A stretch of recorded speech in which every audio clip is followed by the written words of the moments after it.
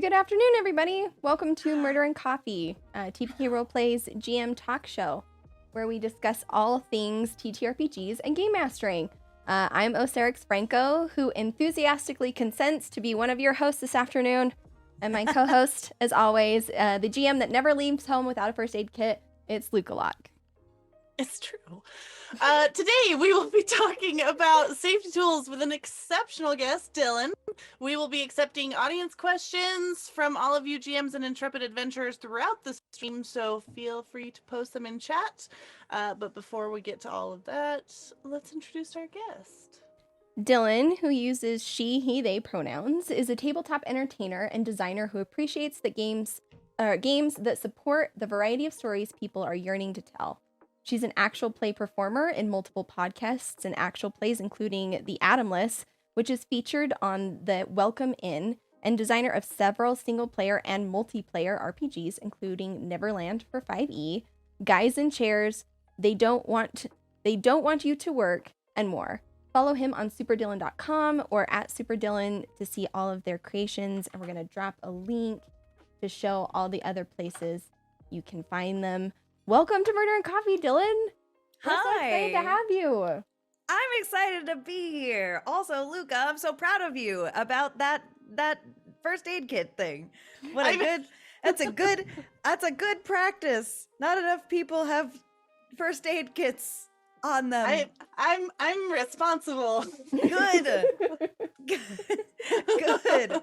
I love that. That made me very happy. It's important. It's true. Listen, my grandpa was like one of the first ever Boy Scouts from like the 20s or 30s, so it was just something I was raised with. I've already decided that in my head, your grandpa was the first ever Boy Scout, and he probably was. Yeah, no, the lore's established. It's canon. Yeah. Fight us in real life about this. It's true. Look it up. I'm gonna go edit the wiki now. Yeah. Amazing. Boy Scout wiki. Amazing. We're changing the world, and I'm here for it. Yeah. Awesome. So I mean, I know we do Murder and Coffee. I have coffee because I make bad choices sometimes. Luka has coffee adjacent substances. You can see the bright orange color from here. It's Rockstar energy drink in a coffee mug. Oh my god. Oh, because no. I make even worse choices. So well, there you have it, bud. Life's all about balance. You very diplomatic. You carry a first aid kit wherever you go, and are actively ingesting toxic caffeine. Yes. Go the juice. First aid kit is for myself. It's for you. It's for after you have the monster. Yes. Excellent. I do like that you put it in a coffee mug, though. I know. Yeah, well, the idea was to fool everyone, but then I go and open my big mouth and tell on myself. So I failed. I tried. It's fine. An attempt was made and is recognized. Was made. Honestly, I feel like that's most of anything in life. We're here to talk about safety tools, and yeah. I'm really excited about this conversation because I feel we've been doing Murder and Coffee for a while now. We've talked to a lot of different GMs. Safety tools is something that's come up, so I'm so excited to finally be able to kind of like dive into it. But before we get to that, Dillin, I have a question for you. What got you into TTRPGs, and like specifically the GMing side of it? Because I feel like everybody's journey to behind the screen is a little different. Yeah, mine's one of those ones that's like a little not fun. I played these sorts of games with an old friend group years back, and was constantly made uncomfortable by things that happened specifically to my characters from the other people at the table. I won't get into it too much, but it was not the best group of friends. We don't speak anymore. But I still really liked like parts of the games so much that I kept wanting to try to find it. And back then I had no awareness of anything remotely like a safety tool. I had no name or word for those things. And I started to run games at conventions where, because again, sort of the same thing happening when I would go to conventions and sign up to be at random tables, I would always be like somewhat disappointed in what would happen at, like, you know, ranging in levels of comfortability, to like maybe just slightly uncomfortable to like some really bad interactions. And so I started GMing, signing up to run my own games at conventions, because at the time, the best way I could figure out how to prevent those things from happening was just to run games and not do them. Makes sense. So, thankfully, over the years, I've been introduced to all the many different ways that people have developed to actually provide like structure and like and guidelines for doing those things. But when I first started out, the only way I could figure out how to do it was just like take other people out of the equation and just be, you know, like I will control this environment. Just remove the problem players, and then we'll just have this little group that's safe. Yes. Right. Exactly. So that was my first attempt at sort of cultivating these spaces to be a place that I could actually enjoy. And thankfully it's gotten much better as I've sort of adopted and started using actual structures and tools and modes of communication on top of that. So yeah, absolutely. One thing, like, when a commentary around like safety tools often turns into like whatever, like you don't need it, all this stuff. And what I like about your experience that resonates with experiences that I've had is like generally these awkward interactions, you're sitting at a table with your friends. Like you don't expect that like it's gonna get weird. You know what I mean? Yeah. Like, and until you're in that moment, and then then it's weird, and then nobody knows what to do with their hands because it's weird. And like I find like particularly you're playing games with your friends, right? And like it's interesting because I feel like a lot of people, I shouldn't say a lot of people, I have seen commentary where people balk at like, well, we don't need that. And it's like, you might. My favorite is I get a lot of like, we don't need that because we've been friends for so long. And to me, I was friends with those people for so long, and they genuinely did not see anything wrong with any of the things that were happening. They sure would be the kind of people who would think, we've been friends for so long, we don't upset each other. It's just that I was like quietly like flummoxed all the time. Yeah. You know, so so from their perspective, we probably were a great group of friends who trusted each other and didn't need that kind of thing. All the we're things. all doing good. But like it can get so weird so fast. Like even like my first home game ever, like the amount of time it took us to like we're playing to, and now like we're having a sex scene was like, whoa, like that happened fast. You know what I mean? And it was like, we didn't really plan for this, but we're here now. So like, and it like understanding that like just because it hasn't happened in your group or because you're close friends or whatever, like how important it is to have these things at your disposal. Yeah. Absolutely. For those unfamiliar, before we get any further, we should probably go over what are safety tools. Why are they important? Define We're the very excited terms. about them, I love but this. maybe we should. Can I just say that like on my podcast with my best friend, we often will be like 20 minutes into an episode before somebody's like, wait a second. All right, so what is the Dungeons and Dragons? Would you like to say what would you like to describe? Start with that for 20 minutes, and then you know we'll come back to explaining what it actually is. Easing in. We're just getting everyone hyped up first, you know. So safety tools are they're pretty wide in variety, but they are any set of structures or guidelines that players of an RPG or any sort of like, it's really any sort of improvised play can use to set boundaries and to enforce those boundaries in real time. Awesome. Yeah, So here's the thing. I was honestly like, it sounded a little bit like we were gonna keep going, and I was like, is there more? And then No, after it was like, that's it. It's very straightforward. Okay. So in my experience with safety tools, these have been around, sensitive topics, things that might be triggering, often, or like people kind of with like other systems showing like, hey, these are things that like personally I don't like. So if we can avoid stuff like that.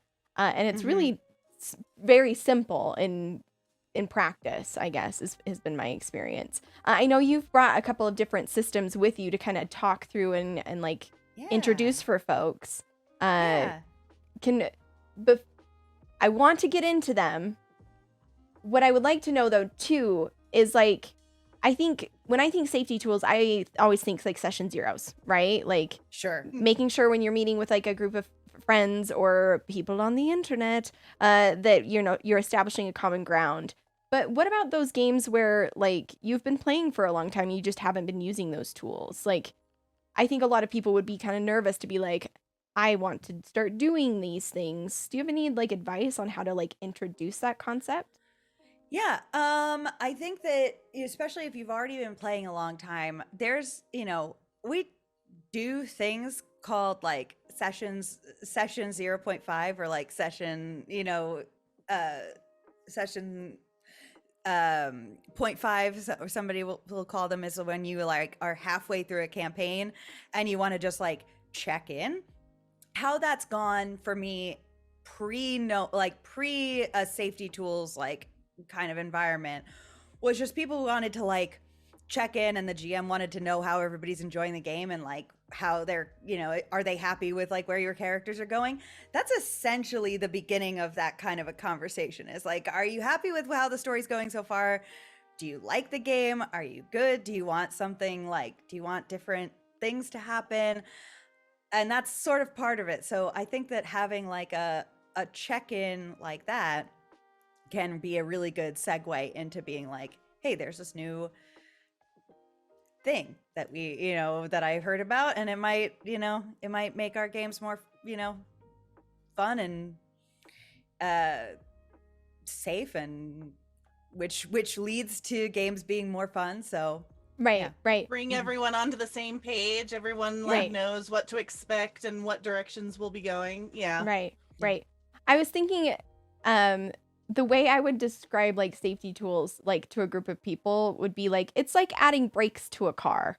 Like, I think a lot of people think that like brakes make it so the car will stop, and that's true.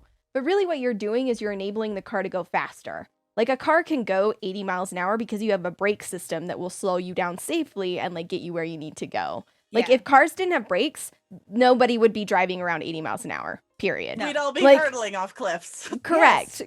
And so like at high speed. Right. So like like it makes it so like you can go faster. You can like reach those like narrative moments that everybody's like pining for, right? And like get those high highs, because like if shit gets weird, you've got your brake system and you can like slow down. This is where your Fast and Furious love shows through. It's like you got to get to the brakes so you can do the drift around the. Can't drift without the e-brake, buds. Listen. Rest in peace. Rest in peace, e-brakes forever. It's true. Let's talk about some of these systems though that you brought, because I know we've got a couple of links. Do you mind talking us through them? Yeah, I would love to. So I think one of the more well-known ones is the RPG Safety Toolkit, which Kiana Shaw and Lauren Bryant Monk came up with a few years ago. I will put that in the chat. And then this was like a pen and paper guideline that was then. Oh, I'm not allowed to link. The permit ran out. Okay.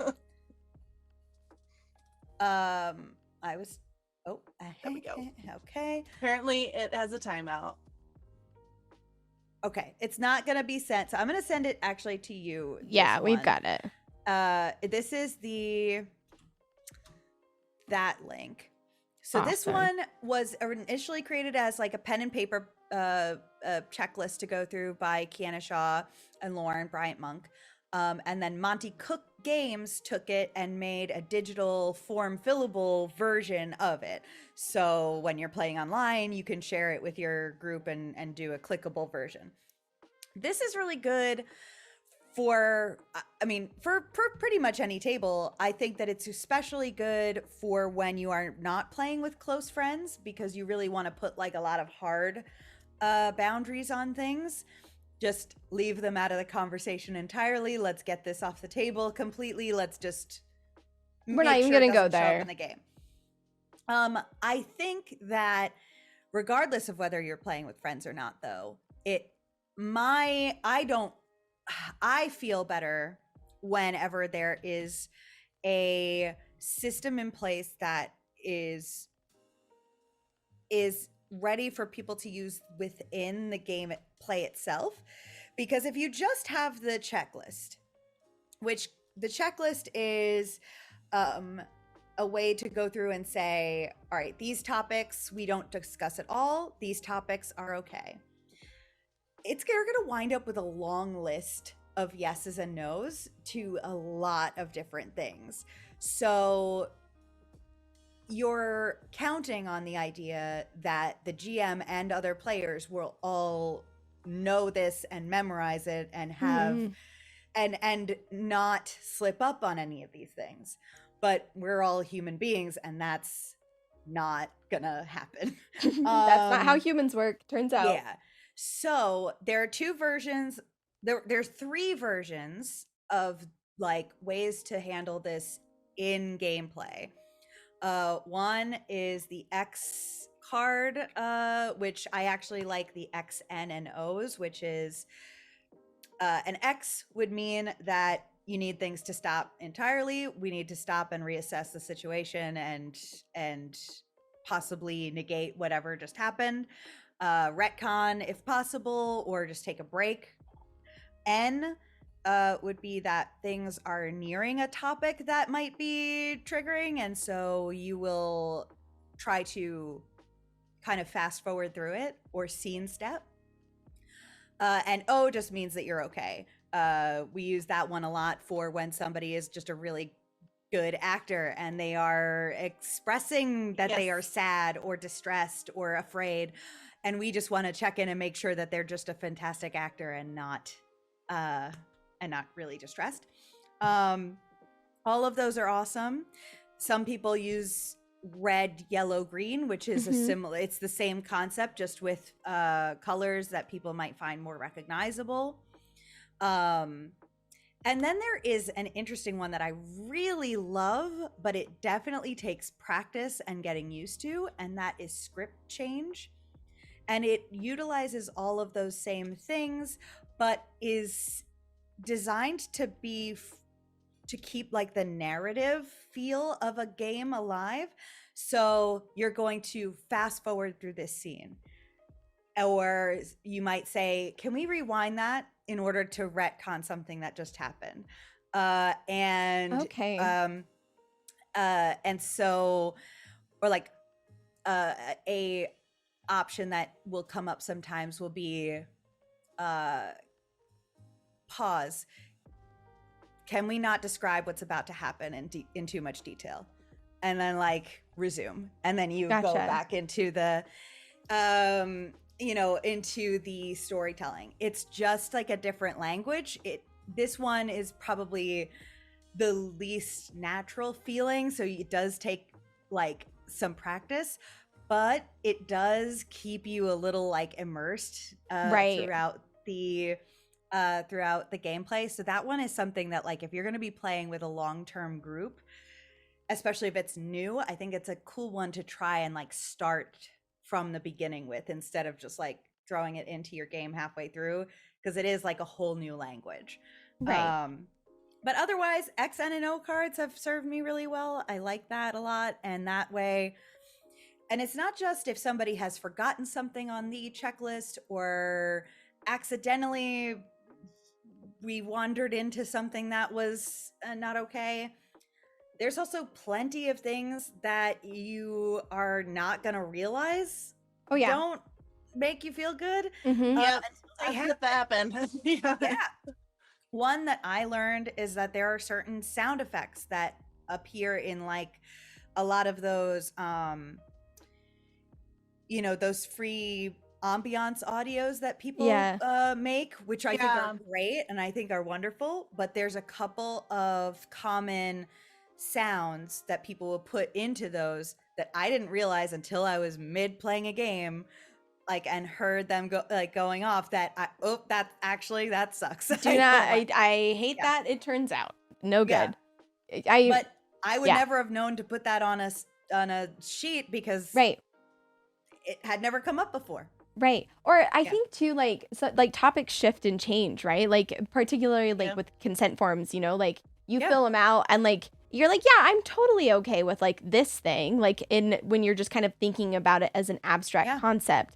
But then you get into play and it's like being described and you're like in the moment and it's, you know, it's like very different than being like, I don't know, am I weirded out by this thing? Like Right. it completely changes, and like having the flexibility to go back and like say, actually, right Yeah. now, Totally. just not hitting great, just not Yeah, feeling exactly. not feeling great. I've had times where there's something like I'll just body horror, right? Yeah. Like I'm like, depending on the situation, someone will describe something body horror like, and like I am not okay for like a couple days. I'm like itching, I'm like feeling uncomfortable, like I can't put my feet down on the floor. It's a whole thing. But then when I'm playing in Zeke's games and he's like he gets so into it, like I don't know, I'm just there with it. I'm like, yeah, that's disgusting. And like very, like Yeah. so Well- sometimes it will change from like Yeah. character or setting or GM to like, you know, it changes for me too. So it's Yeah. If It'll I'm just be playing a different from game one to the with like next. my close friends that I really trust, I have almost no hard lines on like the checklist because nothing is at least like completely blacked off, just Right. because the situation and the trust levels are different. Then Right. if I'm playing with a group of strangers, I'm checking red on like Oh, 100 things. so many red, things. so many red, Yeah. because you just Yeah. don't like you want again. You can't assume that everybody's gonna be cool about it, and there is that like I think storytelling and like the process of like role playing is such a vulnerable thing to do. Like it's like a lot of times I think we talk about it, they're like, oh, I like put on a different face. And it's like, well, no, you're kind of channeling yourself in that moment, and Yeah. like being in a space where it's, you know, with new people, which is already like uncomfortable.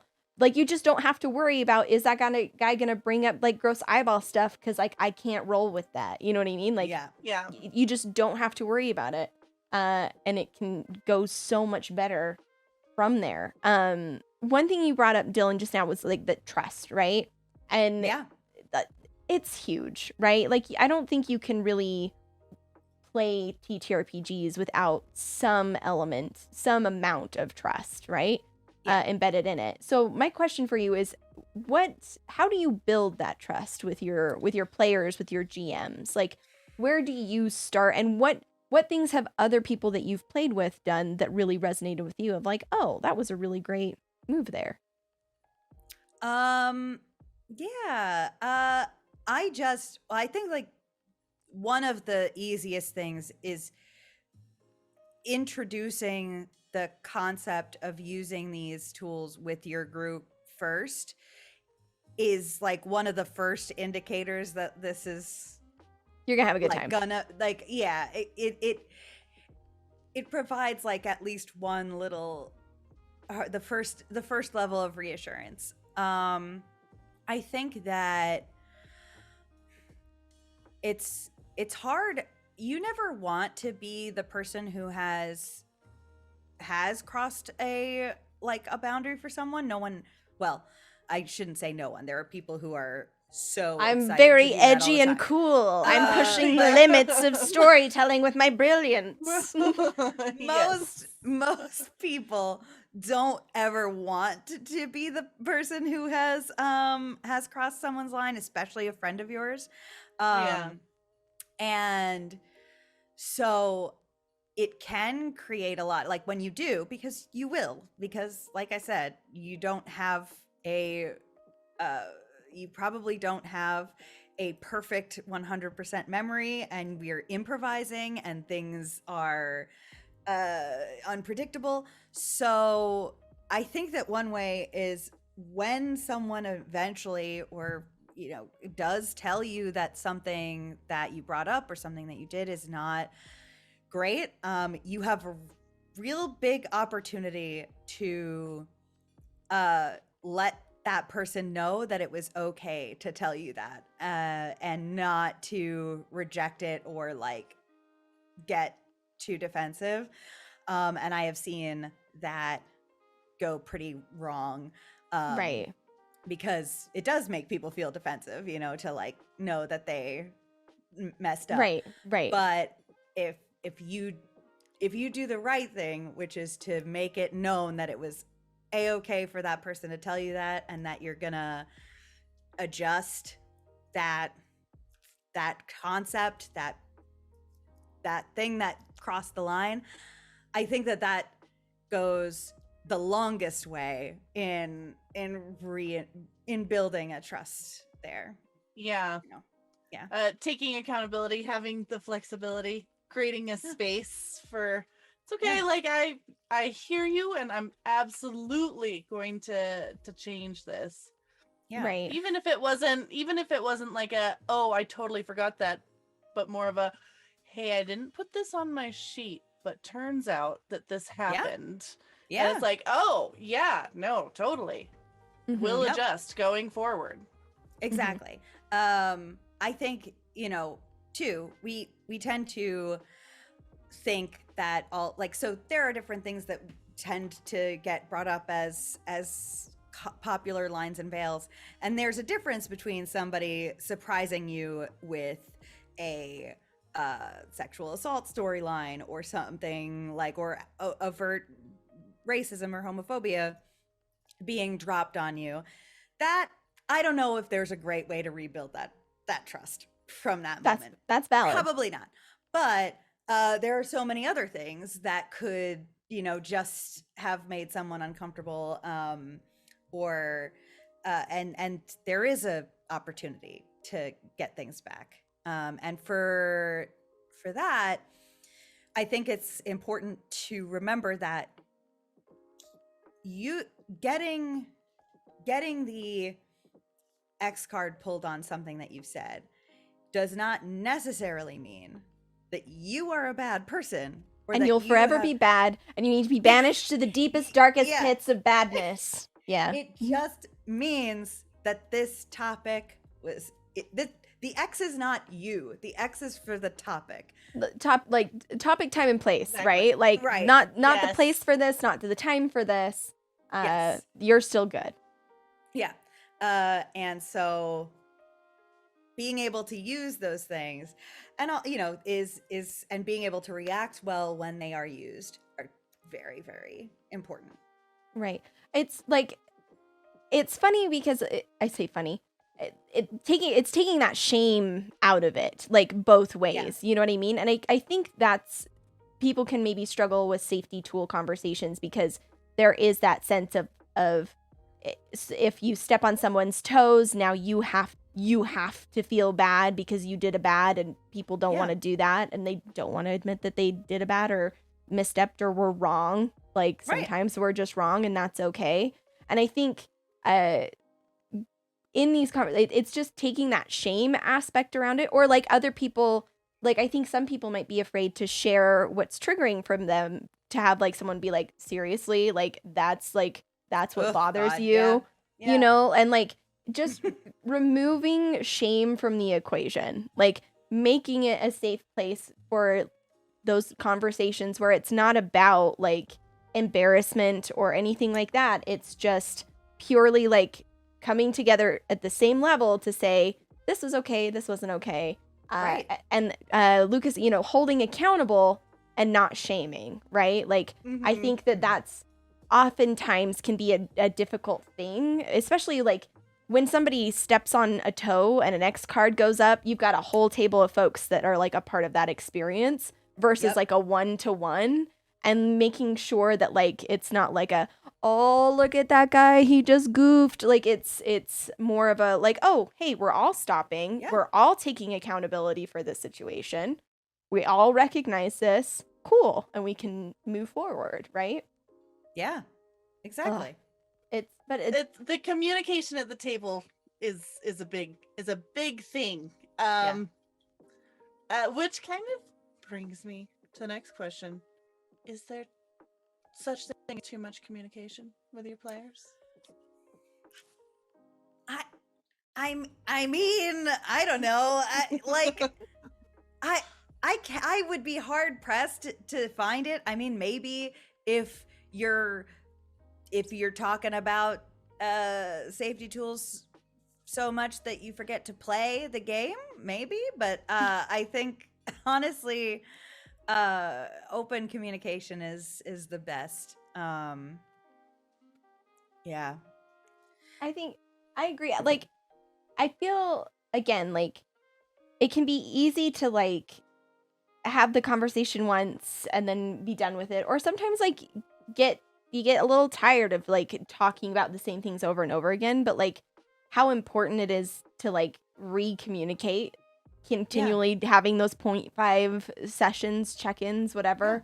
I would much rather have my players be annoyed at me because I brought up like we still good on our lines and veils for the 100th time than them be like, I don't feel safe at this table and it sucks because like you know what I mean? Like if I'm doing some pros and cons lists, that's gonna be the big one for me. Absolutely. Yeah. No. I've heard of a system called Stars and Wishes. Yeah. I love Stars and facilitating Wishes. communication. Yeah. I love Stars and Wishes. There's another one called Roses and Thorns, but I have not read that one. But apparently it's similar but different. It's similar. I like Stars and Wishes a little bit better than Roses and Thorns, just because. So Roses and Thorns, you're saying after both of these take place after a session, and you're going through and saying things. In the case of Roses and Thorns, you're saying some things from tonight's session that you loved and some things that you didn't love. To me, it just puts a little bit of like a negative connotation on There's things. gonna be defensiveness. Like already you said that. Somebody's gonna respond to like, well, I'm sorry you didn't like that. Like it just creates that environment a little bit. Yeah. What I love about Stars and Wishes is it's a great way for both the players and for the GM. So like you can have Stars is still your favorite moments from tonight's session. Wishes is things you would have liked to see more of, things that you are hoping for your character, things that you hope that you'll see next session. It's basically a really positive way to communicate your wants to each other. And I think that that's as important as communicating what we don't want to our GM and to the other players, is to be like, these are the things that I'm looking forward to, that I want to happen, or that I want more of. And wishes could be like, I'm hoping we don't, encounter this XYZ. But it is just, I don't know. It just it just has a positive framing, a enthusiastic consent framing. It is letting the players and GM know like what your hopes are, which I think is so, I mean, how better to communicate that, and what better way to like get the kind of story that you all want than to like tell each other every night like where you're going. Stating the intention. I've actively tried to do, like, even if it's not something that like the rest of the group does, but like that I play in, just at the like we're off stream or whatever, like launch in, okay buds, here's my Stars and Wishes, just to like, I'm just putting it out there like into the universe, just to say like this was fun and awesome and great, and like get that like positive energy so people know like even where I'm at. And the thing that I've loved to see is the games that maybe that wasn't like pre-established in, like it's become like a part of like closing out. Like we never like explicitly said like we're gonna do Stars and Wishes now, but like I just started doing it because I felt it made me feel good about the game, and it helped like give the GM that feedback that I feel like GMs always just need. And like watching other players, watching the other players be like, yes, we're doing this now too. And it's like, it just makes it better because then you can kind of understand like, oh, I don't have to assume what you're driving towards. You just told me. Like, I don't have to assume what you liked about that session. You just told me. So I know to like lean more into those kinds of moments with you or shy away from these things. And it, again, now, next session, I'm going to be super geared up and ready to go, and shenanigans are going to be heightened because I know I have a better idea of, like, the boundaries that we've established. I love Stars and Wishes. They've been Me too. So good. So good. Yeah, I like that a lot. And I think that post-session conversation, too, because, like, a lot of this is, like, the preemptive, like, building up to, like, go in, but, like, post-session, like particularly for GMs, I think is so important to like talk to your GM and be like, hey man, I did have a good time. And that cool dragon voice that you've been practicing in the mirror for the last 3 days was dope as hell, bud. You nailed it. You did a really good job. You did a really good job. And that scary moment that you were like nervous about like hitting the right tone with, like you crushed it. And like I think GMs are players too. And it's hard to like, I don't know why it happens, but it kind of feels like GMs get like, they're like the management or something, you know, like they yes. They're no longer like the frontline workers. Office of your Absolutely, they become the manager of the, and you guys are all just the, There's this weird disconnect, and so a lot of the language and, like, stuff flows in one direction, and literally it's, like, kicking it back to the GM to be like, no, like, also, they're rolling with everything players are throwing at them, right? Like, any weird thing you want to do, you walk into a tavern and, like, I have a concept of what you're gonna do. There's 5,000 things you're going to do over here that I can't account for, and you did all of them. Like, checking in with your GM to say, hey, we did a bunch of buck wild shit. You good? Are you? Exactly. Just weeping over my notes. Yes. Well, that's another thing that I think is a reactive thing when people are first starting to implement these, is that everybody fills out the safety checklist, and now it is GM's job to make sure none of those things come up. And it's just that's so much work. That's so much on one person. Like, it's certainly the GM's job to make sure none of these topics are brought into the story from their side, right? Yes. But they can't prevent other people from stumbling into them. You need to have everybody needs to be on the same page, and then also you do need some method of dealing with it when it does come up, like, or if it does come up. And because otherwise the GM is just, and that is, to be fair, that is how I started GMing, was to prevent things that I didn't like from coming up in my games. That's not the ideal situation. That was just the only way I knew how to deal with it at the time. Right. You got to have a more collaborative effort in doing this.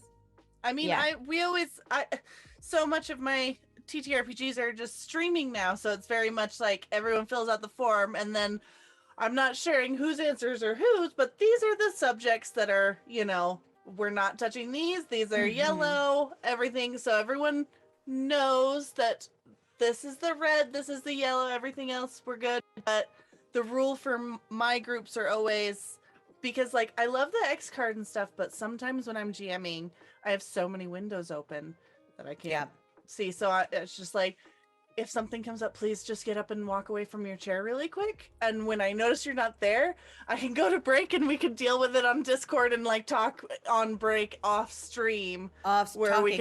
Oh where Yeah. we can comfortably address this and then change gears, or just end, before continuing. Because, like, if someone's holding up, I'm so terrified if someone holds up an X card, I'll be over here like with my notes and doing this, and then I won't even notice. So it's like, just get up and leave. And so when I look back, it's like, oh, where'd they go? Okay, let's go to break.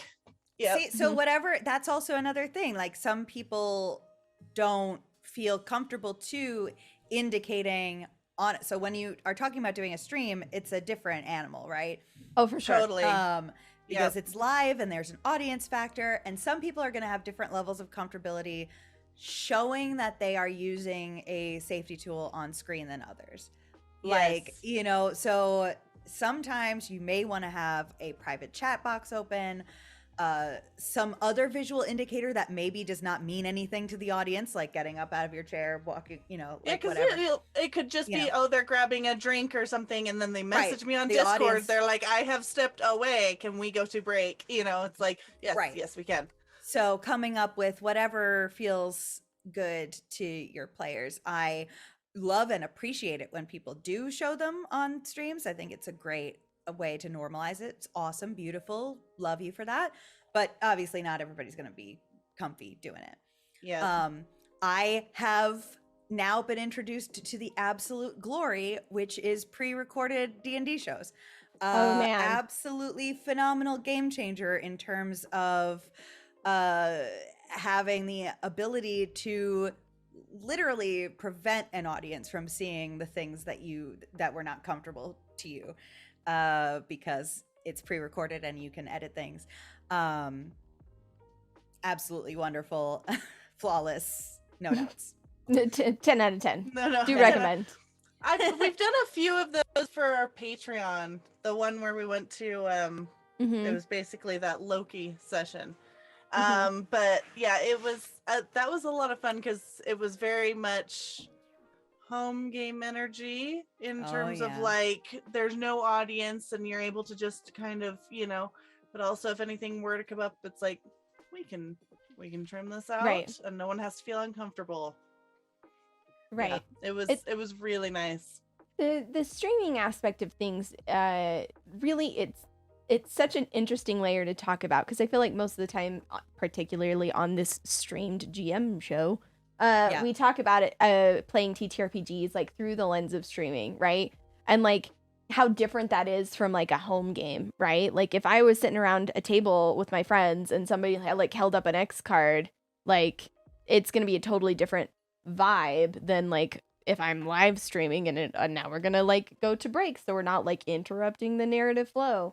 But I tend to agree with you, Dillin. I think like normalizing those safety tools like as a part of the narrative, as a part of a stream, to show like this is what it looks like this is what like because I think a lot of the times it's like, oh, it's again, I think it's taken that shame out of it, right? Like it's oh my gosh, like somebody did something wrong, or like they goofed, or like they're bad and they need to go to the pit of despair right now. It's like, well, no, we stumbled upon a thing, we're redirecting, and we're moving on. And like making it so folks know like that's not how all of them will be, because again, you can't account for assholes. You might have a person that's just like, nah, fuck you and your day. But for the most part, like people are coming to tables to have fun and enjoy themselves. And very few people, in my experience, really do enjoy being just a dick directly at you on live stream. Most of the time it's going to be like a sincere mistake. And I think like, I don't know, it's when talking about safety tools and understanding like how they're applied, like it's my goal to make it the application always feel like it's a home game, like to just take as much of like the stress and shame and pressure out of it as possible, so it is like just the easiest thing, because you don't want folks, like, you've provided all these resources, you don't want folks to hesitate raising their hand, like that would suck. Right. But the thing is, so people do, and I think part of that is the idea that we might have the idea in our heads that enforcing a boundary might come across to someone like we are necessarily, because maybe we are, but Mhm. in a lot of cases, it doesn't necessarily mean I am mad at you.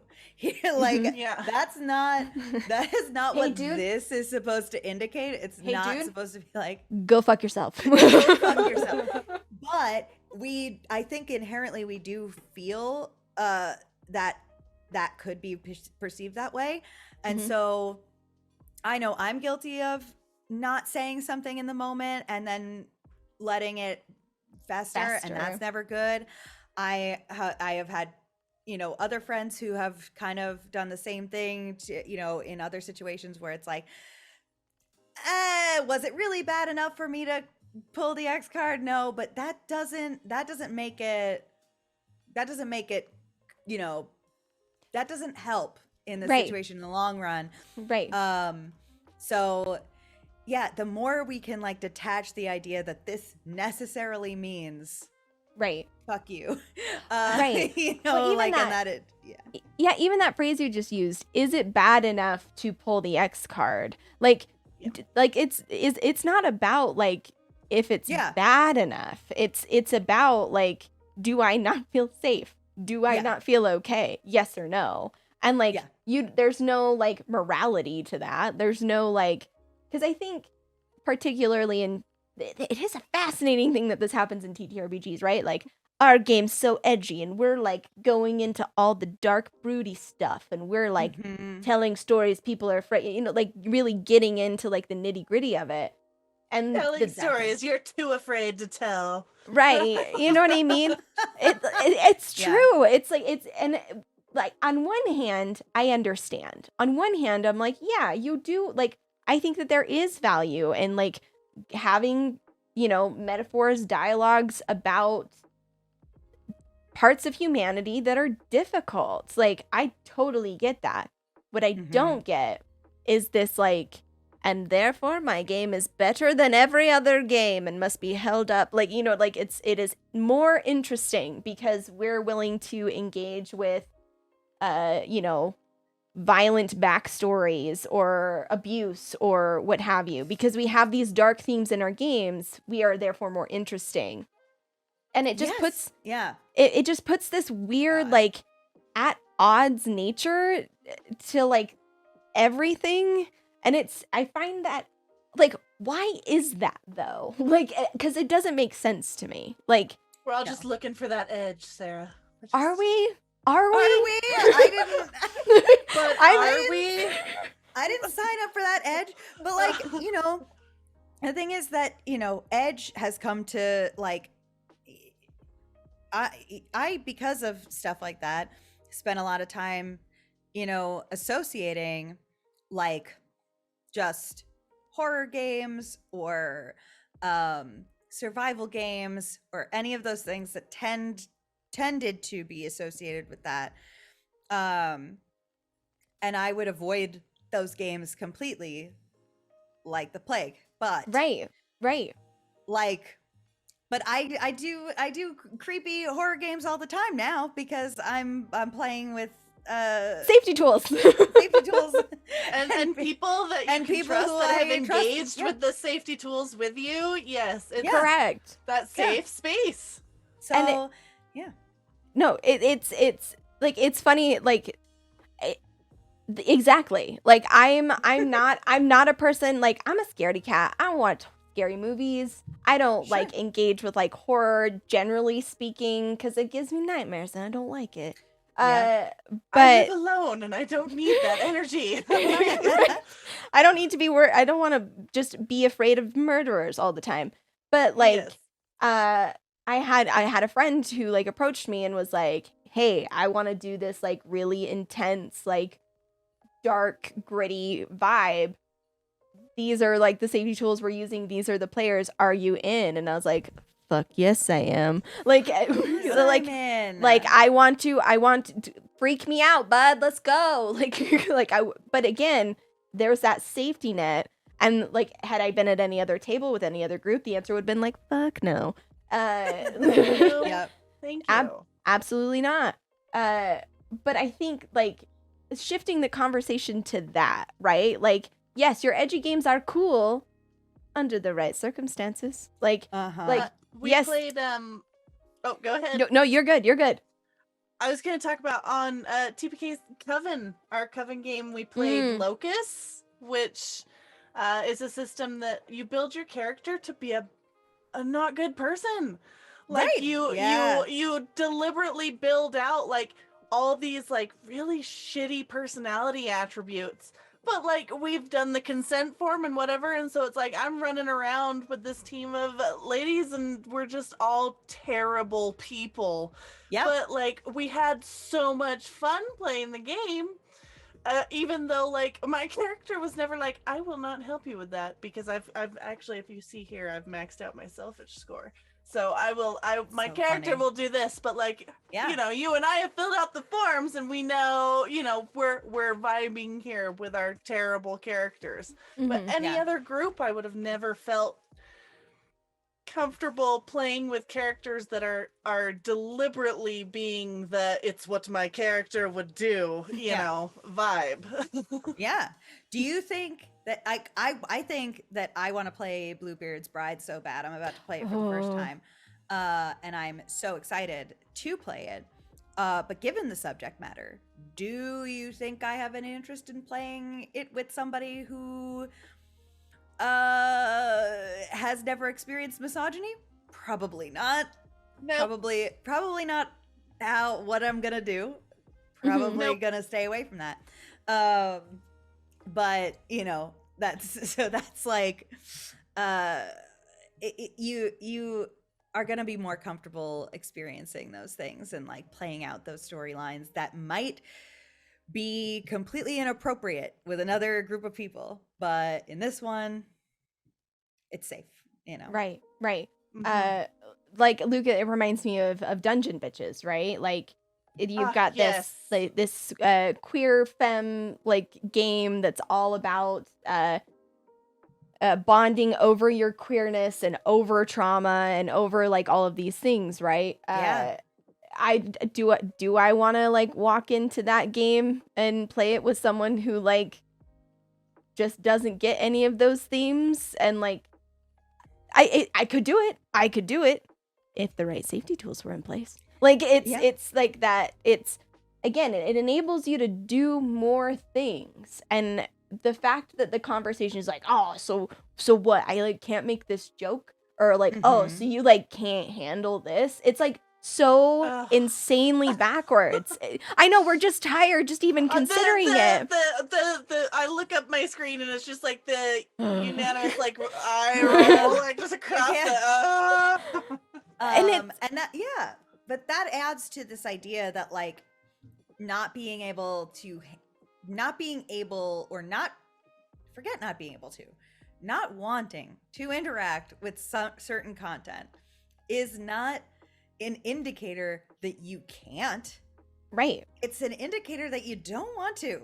And that's the end of conversation. It doesn't mean that I'm like there's lame or not cool or like a square or a special snowflake or insert slew of stupid name calling here. Like it's your ability to like just, I don't know,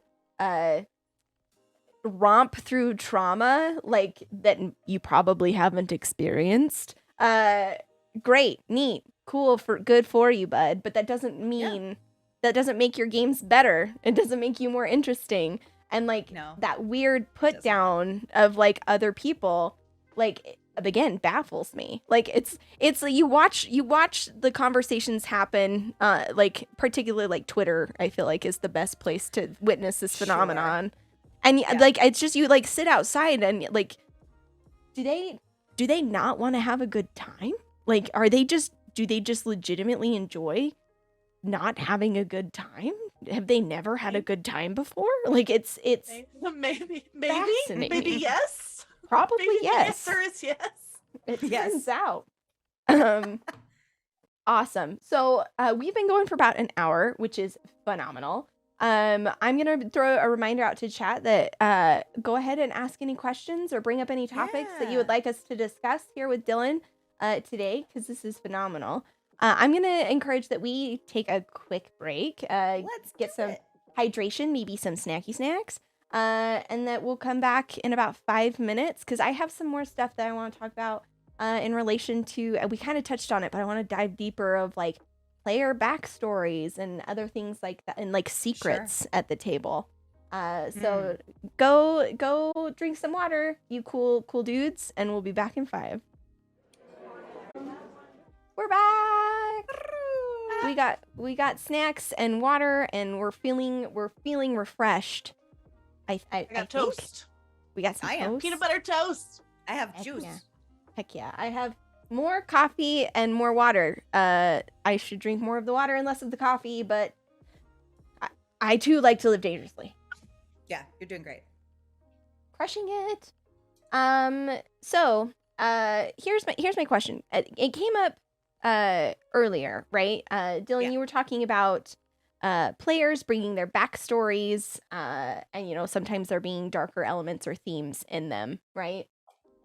And one thing that like occurred to me, and I would love for us to go in this direction, kind of explore this out. When players have like surprises, or twists or turns in their backstories to like that impact the narrative flow, handling those, right? Like maybe they are like yellow lines for other folks, not reds or something like that, but Yeah. because you want the players to have, who doesn't love that moment when like you introduce something and a player goes, I know exactly what that is, and everybody goes, what did you do? Like like having those like big dramatic moments, but managing them safely. What does that look like? 'Cause you don't want to ruin surprises, you know what I mean? Yeah. So surprises, I feel like there are different kinds of like secrets that can be revealed. So secrets to your backstory. As long as the secret, when it is revealed, if it is a cool surprise or a narrative surprise about your character, that is usually an all clear. I would do a general vibe check in a session 0 about whether or not people want to be surprised about things that will impact their characters. So like if your surprise is that you were if your surprise is that you were secretly a werewolf hunter the whole time and your party has 2 werewolves in it, like that may be a surprise that does not just act as a surprise. It also has now changed the dynamic of the entire party at the table, which may not be a bad thing, but that's the kind of thing that you want to have an all clear for, like beforehand. Right. Otherwise, that surprise is going to be potentially not a great, fun, interesting reveal, and instead will be like, oh, well, this sucks. Now, like, our Contention whole party City, right? dynamic, yeah, changed. So, like, some people love that.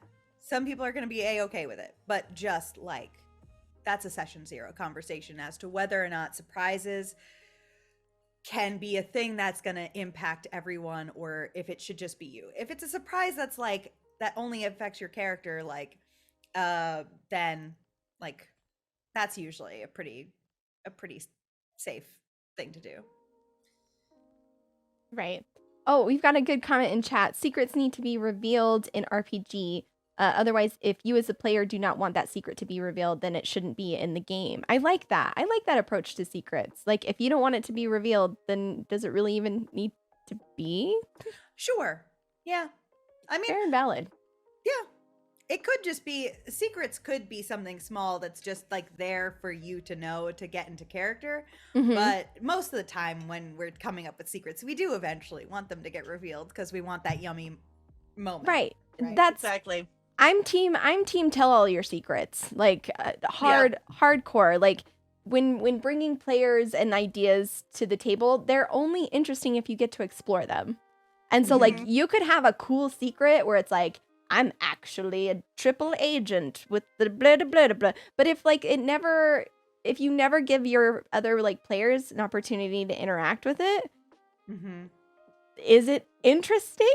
It's like we all want to be like mysterious and cool, but like it's mysterious and cool because when people know about it, like Man, I Yes. love doing the secrets where it's like my character has no problem telling the secrets and just talking about them, but no one ever actually asks, and so they just kind of remain secrets. Like when I was playing Bird in the Bard's Mhm. Refrain, it's like she would have like she talked about it all the time, and everyone was just kind of like, "What?"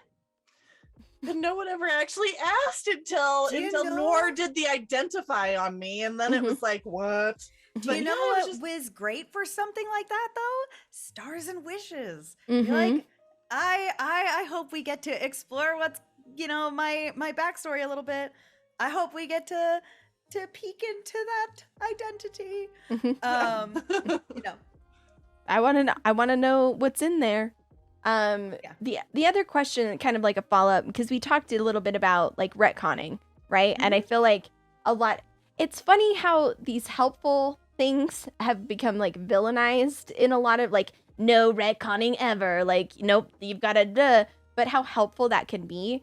But when you enter into a situation where maybe somebody did a whoopsie or a topic, a line had been triggered or an X card's been drawn, and you're going to go back and retcon, how do you Yeah. balance like still letting a player have the agency over their next actions and like allowing the characters to stay true to the character while Yeah. also navigating like clearly this is a line and we need to go in a different direction? Absolutely. So you can be as descriptive as script change, that tool that I brought up earlier, has Yes. a very like movie-esque language to it, which is like, can we rewind that scene? I want to do it over. And what that would look like if you're doing it with that system in place is you literally go back to the start of the scene where this happened and play it through again without whatever it was that went wrong. And then that second playthrough, that becomes the canon scene because you just move forward from there. That's a really great one. Again, it takes some getting used to, but it is really cool to keep narrative flow, and it kind of feels like you're going back and you're deleting your Word document, like that last paragraph was no good. editing You a bit. deleted it, No. and you're going back and rewriting it again. I like that it gives everyone a chance to redo it collaboratively together instead of just like, no, we're changing this and you guys don't get any choice in it. And yeah, it's like, no, let's do over on that scene. Yes, Everyone come with a fresh idea. exactly. I have had people do that for something as minor as, I actually just don't like the way my character said that. Can I like that Ooh. didn't feel in character to me. Like can I go back and try that again? And like, that just makes you feel better about how it's gone. And because the game continues through the scene onto the next thing, you don't need to state, okay, that's the real thing. It's very clear because things move forward from there, right? It's like loading a previous save in a video game. It's Right. like, oh no, I accidentally made Alistair a drunk at the so I need to reload. Accidentally killed that NPC. I need to reload my last save and redo that scene again. It keeps you immersed in the game. You just basically would have to communicate and say, can I redo that without X? Or I just want to, I want to do that a different way. Can I try again? You can do retconning a little simpler than that. You can just say, can we say that this didn't happen and instead X happened? And then get everybody's agreement on that and move forward. And that's totally fine. It's just, it may not feel as immersive. It may not. So if you care about that, getting used to using script change language might help. Yeah. I love that. I think too, like being okay with like a do-over. I think on stream, again, when we're talking like the different ways and places and how you can be doing the TTRPGs. Like, I think there is a pressure of like, no, we're doing it live. Like, it happened. We have to commit to like what happened. You know, it's like news alert. It's an No. imaginary game where we're making imaginaries. We can imagine Yeah. it better. Like, and not Exactly. being so committed to the thing and how it played out. Like, it, who cares? Like, Yeah. if you can make it better, make it better. I liked one of the things you said, where it was like, pause. Can we just change this little thing really quick before we move forward? And I really liked that for like, hey, pause. Can we make it not his eyes that we're making all gory? Can we do something else? And then go forward. I like that because it's not a full stop of the game. It's just Exactly. a quick little in the moment, like, Mhm. hey, can we not get a rundown on exactly how this creature is being tortured? Can we just pause and not do that and go forward? Right. Maybe this is a thing that is like, this is sort of how I would navigate something that's possibly like a yellow for me, where it's like, I'm fine with it being there, but maybe I just don't want it to be like gruesomely described. So I'm just like, I hear the GM introduce that, the idea that the villain is gonna swing their axe down on me. I'm just gonna say, hey, pause, keep going, but I don't want to hear exactly what that looks like, if that's okay. But Yeah. And like, especially if you've got a GM that is gonna do the descriptions. Lean in. Go all in. Yeah. Especially like, because there are a lot of things that I'm technically fine with, but maybe on some days I don't want to hear about it too. Again, it's one of those things where like some days you're just like, I got an uneasy stomach today. I don't want the gore. Like, or just like you've had a bad day and it's like, you know what I don't want to deal with right now is this particular topic or this particular like vibe. Like, the expectation that you're cool with all of the things all the time in a consistent manner just is inaccurate. That's so it's just inaccurate. It's unrealistic. No, we've got a great question in chat of how would you approach a player who wants to use retconning or that kind of language to retcon things to win at your TTRPG game? So I have an answer, but I also have a question. And the question is, what's wrong with, is it necessarily bad that the players want to quote unquote win? I mean, they, I don't really play my games a lot where it is like GM versus the players, unless there is a that is the point of the game. There are some games where that is set up that way. I just played through a campaign of Trophy Dark, which the point of the game is that the game will win. Eventually, the game is against you succumb to the whims of the mechanics. But yeah, actually, Bo or I don't know if it's Bohm XYZ or Bo MXYZ, but I kind of agree with you there. Is there such a thing as winning? It's a cooperative game. And most of the time, like, people do want to come out on top. I think personally, it feels more exciting when you struggle and then eventually come out on top. But maybe I am in a mood that day where I just don't want to.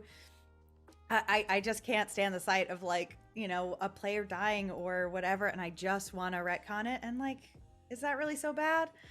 I would say one thing I could identify as a possible issue is if one player is using this to take away wins from other players, put all of those moments on them.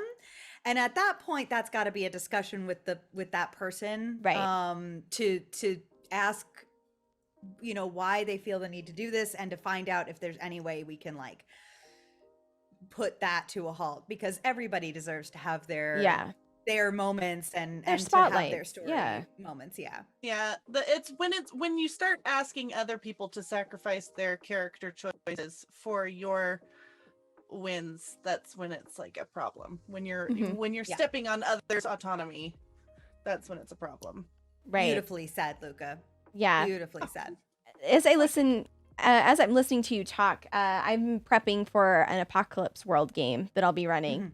And like in the rules, they kind of talk through some of this, and it's you as the GM, you are the player's biggest fan. Like you are Yes. there to hype 100%. them up, and like what they want to do, like you're the fan. And I think like changing the idea, and like particularly safety tools give you, the GM, how to support your players, right? Yeah. And then the rest of the game is just applying that, right? Like, so if this person says these things make them uncomfortable, I'm not going to throw that at them. And then if they want to do cool shit, I'm going to let them do cool shit. Like, I'm going to find ways to encourage that. And like, if that's in a retcon where they go, actually, I know that I crit on that hit, and I said that I chopped their head off, but I think it would be cooler to like have that person like still be alive and like do the stuff. Heck yeah, bud. They're still alive. Perfect and you can do example. You can do whatever you need to do. Like, because the best ideas don't always happen right in the moments, and I am a fan of you, and I want to see what you're going to do, not necessarily like this is what happened and that's it, the end forever. Like, yeah. Okay. And I like, honestly, people like these things take such getting used to implement them that I will be shocked if I start seeing people overusing them. It's like it like this is something that like it takes a while to get used to doing and to get comfortable with. And then even in the moment, like you usually are in character, you're not like constantly thinking of the next way to like, change things. You're going to be in character, but it is so useful. Right. And I love the way that it can be used for both safety reasons and just enhancing story reasons. Yes. And which are basically, they're linked. They're the same, right? Right. If your game is a safe place, you're going to be able to get those higher moments, those like more epic things, because you're not, again, worried about like how it's going to impact everybody. You know how it's going to impact everybody. If your game is a safe place, then everyone will be worrying about each other as well, about how their actions are going to impact the others, and making sure that everyone is safe. Like it shouldn't all be on GM. You got to set the table, and then it's a safe space so everyone feels safe, and making sure that the others are safe and that everyone's making these decisions together. Yeah, absolutely. Jackie brings up another phenomenal point, and I think it coincides with safety tools really well. Is, I know that there is the idea, and DMs have been kind of socialized to think in that GM versus player mindset, or like my job is to give you a task that you have to solve. You know what I mean? Like my job is to like challenge you. My job is to like be like give you something to bounce off of, and how like deprogramming that can be really difficult. I mean, I love creating, as a GM, I love creating challenges for the player characters, because challenges can create growth. And I love when you look at the beginning of a campaign and then at the end of the campaign, the difference that this character, like, how they look. So it's like, and it's because of the challenges and situations that you put in there. But it's not like, today I will defeat you, player. Ha! You cannot solve this puzzle. It's just, it's very much like, I've got some challenges here, and maybe sometimes it's just killing some, I don't know, sharks or something in your undersea voyage, or other times it's like moral quandaries. But you place the challenges there for your players to like react to, in terms of like, how is my character going to react to this? How do we build the world around this? How does this affect the story we're telling together? It's not a, let's see if you can be smarter than me, player. Let's go. Well, And also to respond to Jackie as well on that is that those DMs who are raised in the adversarial relationship between DM and players, maybe some people there are some people who do like that and maybe like it sometimes and not others.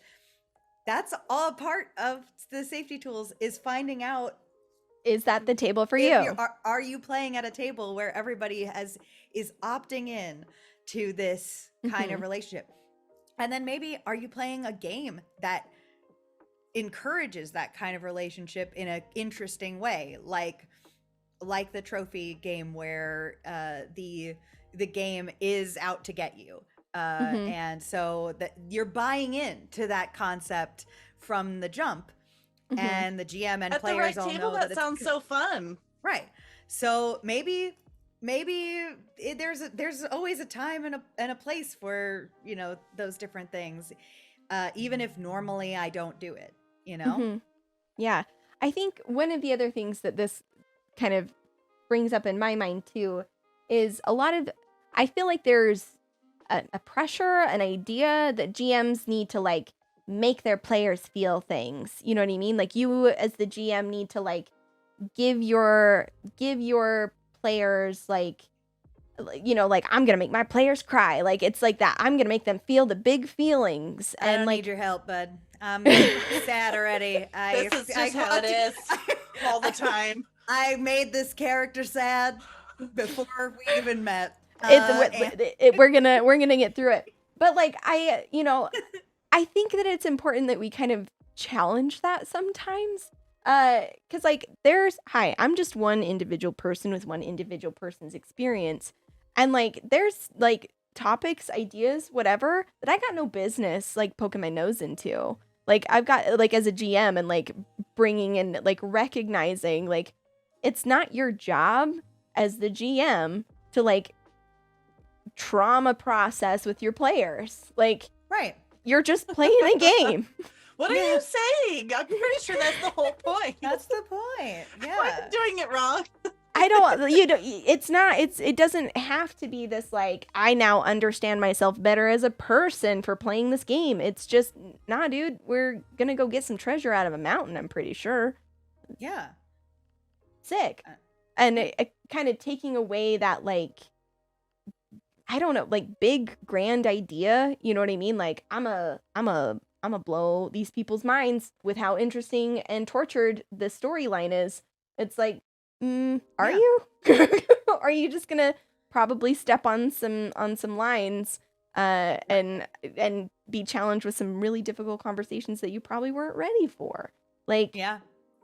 know what you're capable. Be honest with like what you're capable with handling respectfully, both as like a GM and player. I think is really important. And I feel like a sorry, so sorry. No, you go no, first. go ahead. It was the like it started at the same time kind of thing. Yeah. You go. Okay, I was gonna say like I think that's what a lot of people mean when they say win at RPGs is like I've got the most interesting backstory. I've got the most interesting like campaign written. Yeah. And I'm gonna make you feel things and I'm gonna, you know, it's like I feel like it's not just, oh yes, I have min-maxed my character and I will slay all of these I'm having a hard time thinking of monsters. Dragons. But like I feel like that's what people mean when they say win at RPGs. Yeah. Mm-hmm. And also, just the more that you put the narrative into the player's hands, the less you're putting 100% of this responsibility on yourself as a GM. Like, instead of putting the entire responsibility of like making your players feel things, et cetera, on yourself, like, let them roam and find the feelings themselves. They'll do it. They'll find them. Players show you the most interesting parts of your story, and it's always the parts you didn't write. Exactly. It's 110%. The meaningful stuff will happen if you just go with the intention of having a good time and playing. Like I think like particularly like with streamed games where you're doing it for entertainment and you have examples of high production like shows or like podcasts and all of these things to like compare yourself to, and people, it's that like idea of like I can do that but better, and it's like that's, again, you're not playing a game at that point. You're Right. You're writing a book and subjecting your friends to it. You will play through my book. You will do this, and We're you will going to respond in live these action ways. read my book. This is a table read. I would like to retcon. I would like to Please. retcon that thing that your player did. I've decided that's not what they would do. Right? Yep.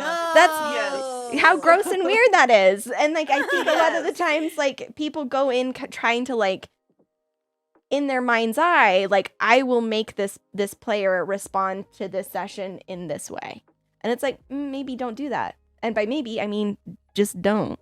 Like, Just actually don't. recognize, like, again, reminder, it's a game.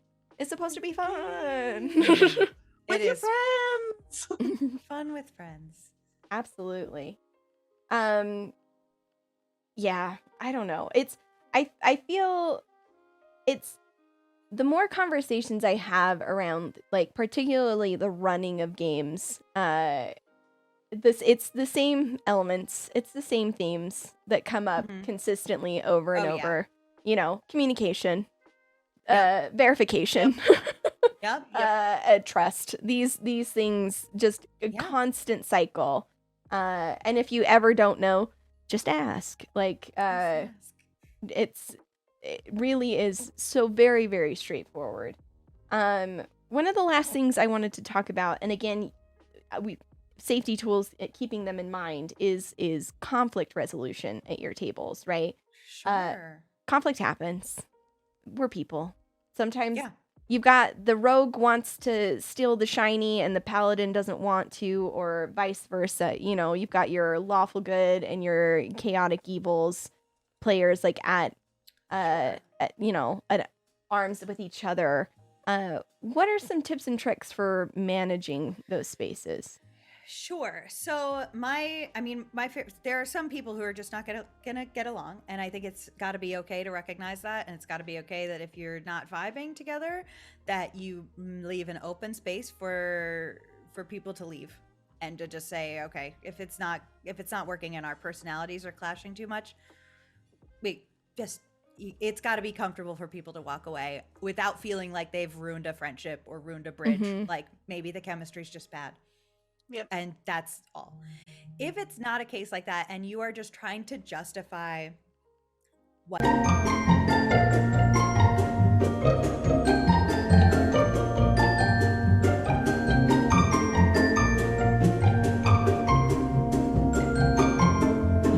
back. Wonderful. I think it's like we never left. Yes. What was the last thing that you heard me say, Sarah? I would like to retcon what just happened. If we could just pause for a second. We could just rewind. Yes.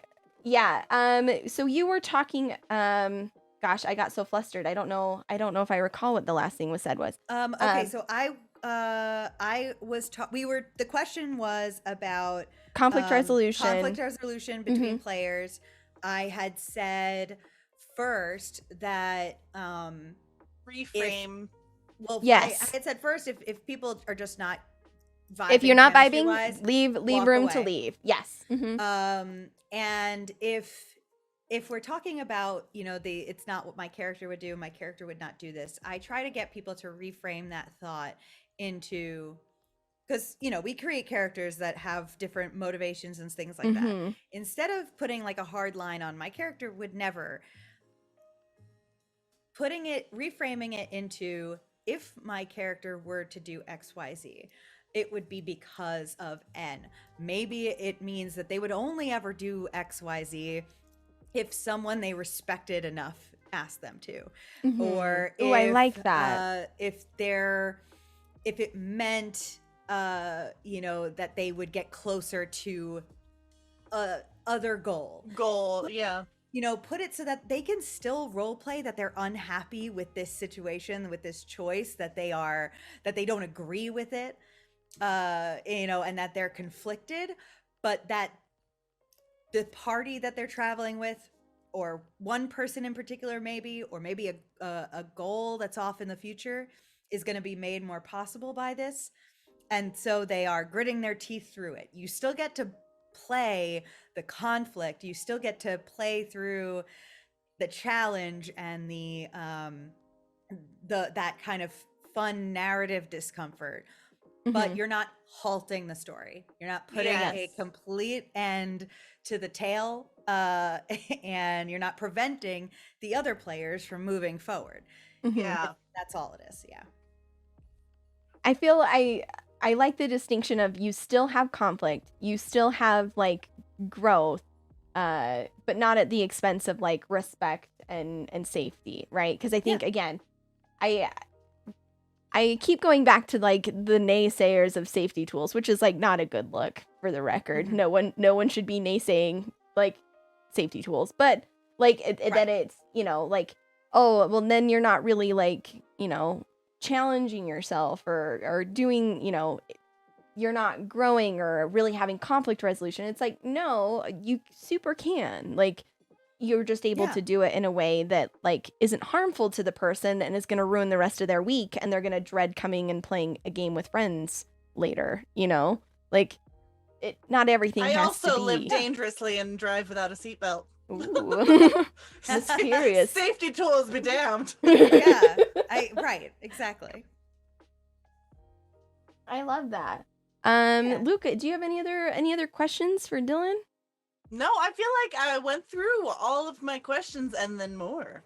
Dillin, is there any topics around safety tools that you feel like we didn't address or that you would like to stress to our friends and audience?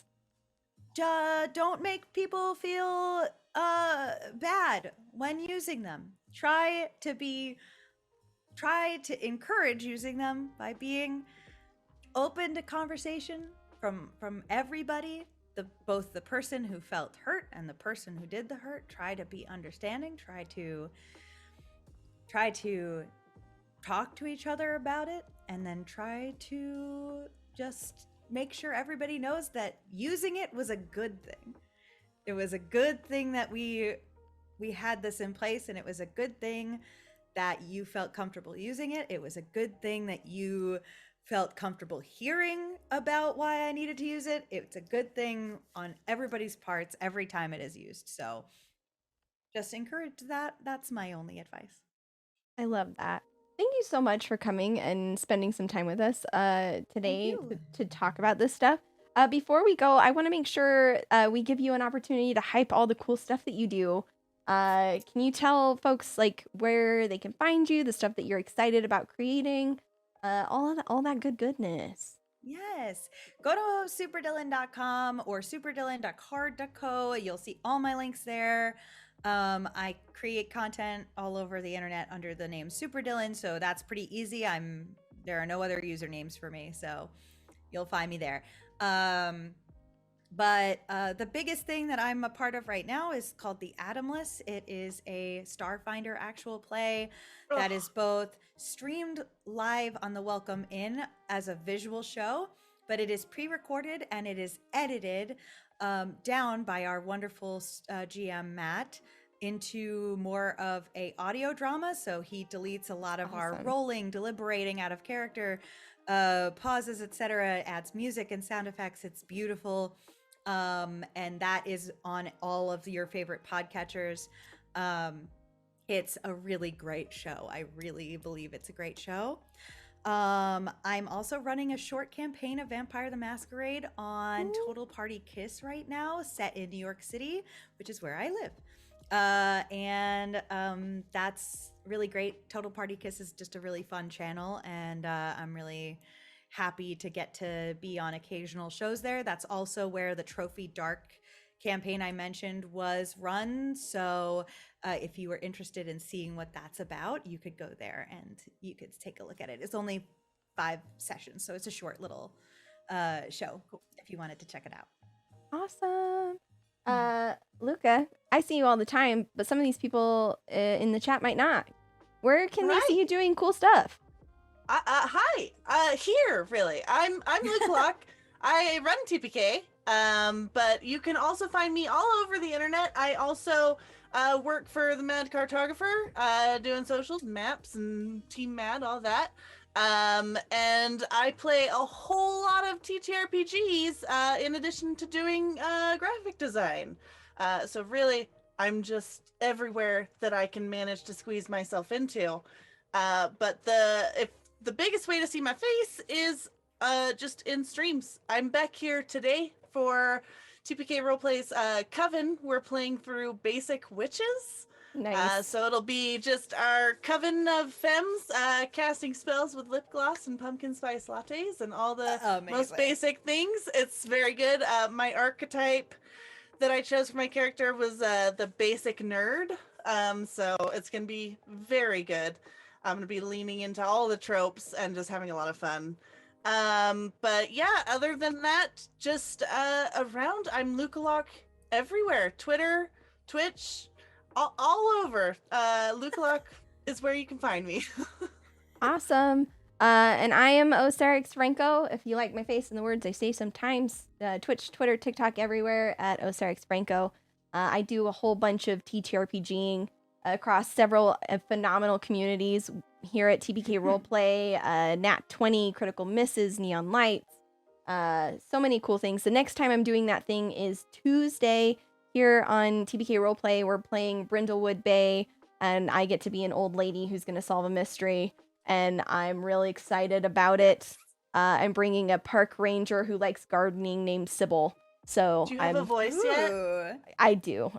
Do I have a voice yet? I was hoping we could get a sneak peek because I love your old lady voices so much.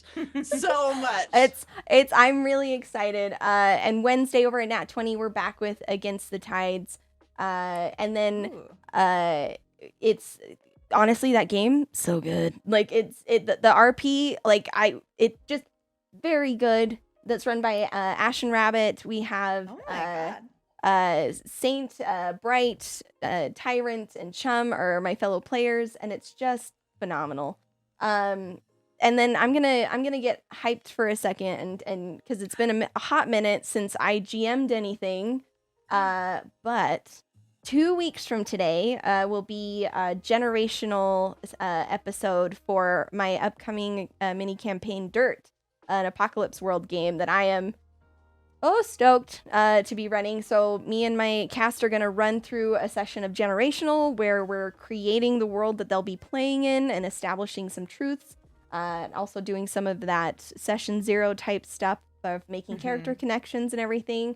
So if you want to see some of what we talked about at play, come check that out. And then the actual series will kick off mid-July, and I'm nervous but excited. So check all of that out. Dillin, again, massive thanks for coming and talking to us about this. Massive thanks for having me. It's the best. And chat, until next time, remember to enjoy your piping hot coffee. Yes. And your cold-blooded murders. Enjoy them. Thoroughly. Bye, guys. Bye.